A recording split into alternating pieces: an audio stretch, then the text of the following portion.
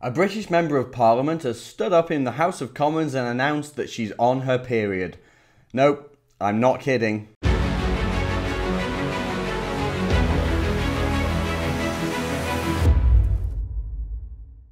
So I saw this video yesterday from the House of Commons and I thought I'd seen everything in the Commons, frankly.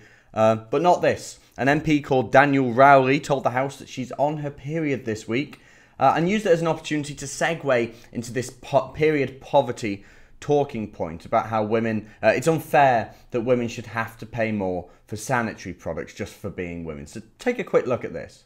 Thank you, Mr. Speaker. I would like to announce to you today and to the House, and perhaps will excuse me for my lateness, that today I'm on my period. And it's cost me this week already £25. We know the average cost of a period in the UK over a year is £500. Many women can't afford this. What is the Minister doing to address period poverty? See, she said it. She actually said it. And the mother of all parliaments stood up and announced that she's on her period. I thought I'd seen everything, but evidently not. But she's talking about an issue here that hard left feminists have been using for a while, and they call it period poverty. And it simply means that women, well, entitled women, don't want to have to pay for their sanitary products. Forgetting the fact that simply being alive and being an adult comes with costs. It's not free to live. Unless you want to go and live in the Lake District as a feral person, things are going to cost money. The only things in life, really, you can guarantee as free are the air and the sunlight. And if you're from the north like me, you don't even get that much sun for your money. So being alive comes with costs. And if we're going to talk about toiletries, for instance, why don't we talk about the fact that men use toiletries too? We don't have a period, but we do have a face that needs to be shaved every day. Most men have to do it. So you've got the cost of the razor, and you need a decent razor so you don't tear up your face in the process. You need good shaving cream to ensure that you're actually getting a smooth shave, and you need an aftershave balm to ensure that your face doesn't go bright red afterwards. Face doesn't go bright red, because I mean, it's the first thing that people see when you're working in a professional environment. And let's be honest, ladies, you can get away with not shaving your legs for a few days. Just put on a pair of tights. Men can't rock up like that. We can't start covering our faces up.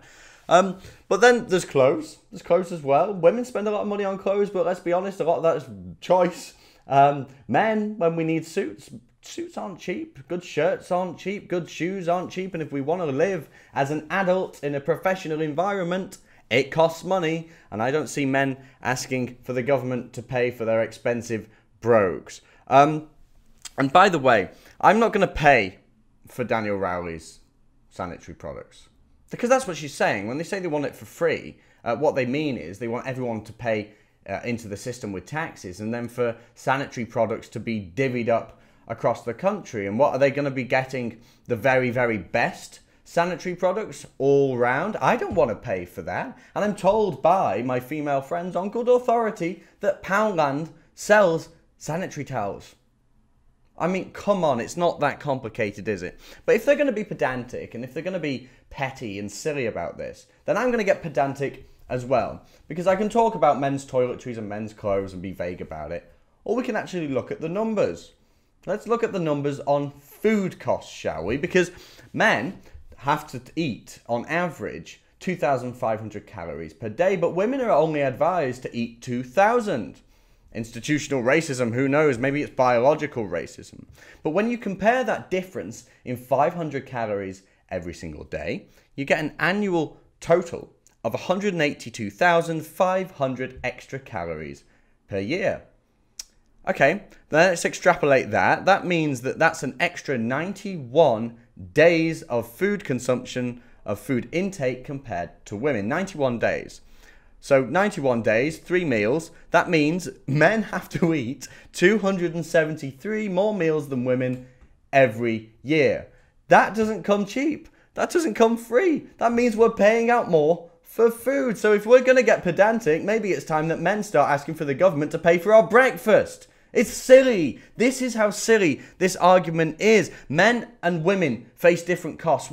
This can go on forever. We can talk about the difference in price between socks and tights, the difference in price between period pads and men's boxers. You know, there are differences in costs, and it's unfortunate. It really is unfortunate that some girls struggle to pay. I find that it saddens me. That's one of the reasons why I'm so excited about Brexit, is because I want to see British jobs come home back to British people. I want to see the economy boosted. And I know Theresa May claims that unemployment is lower than ever, but actually underemployment is higher than ever. So we do have an issue with poverty. And instead of just handing out free panty pads, I think it's time we start looking at the sources of these problems, and the government took action to solve economic unfairness, frankly, on the British people. So Daniel Rowley and to all these feminists, I think it's about time they started talking about the rights of women in this country to have jobs in this country with companies from this country. Is it not better to talk about improving a standard of living across the board, across the UK,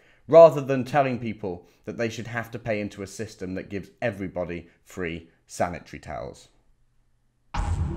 If you want to see more from me and the rest of the Rebel team, be sure to download the brand new app from the Google Play Store and the Apple App Store.